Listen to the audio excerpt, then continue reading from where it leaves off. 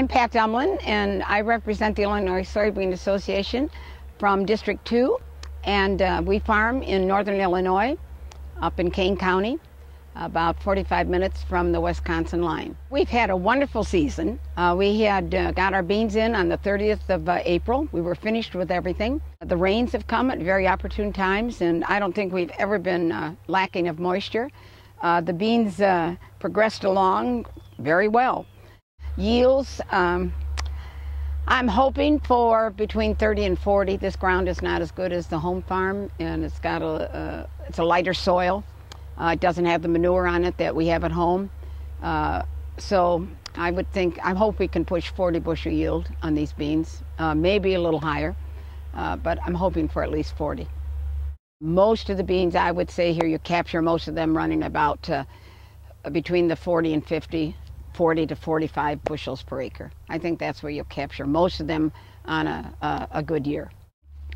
Okay, if you look here we have pods that are are brown, and we still got some little guys that are a green one and some yellow.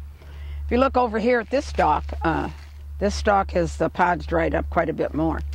And as I break one of these open for you, you'll probably see, well, if I can get them open. Come on. You see that bean is got a lot of moisture in it yet. And as I chew it, they are chewable, and beans should not be chewable. They should be crunchy. So there's still a ton of moisture left in these beans yet.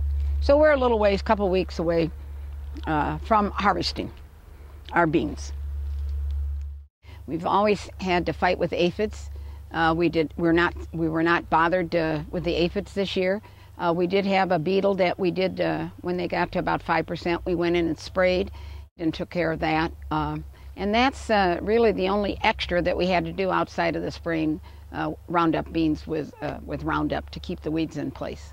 I think we're very lucky in this area in the Midwest to be able to say that we have farmers that are sustainable, environmentally productive and friendly, and just plain good producers for the world that needs a lot of food.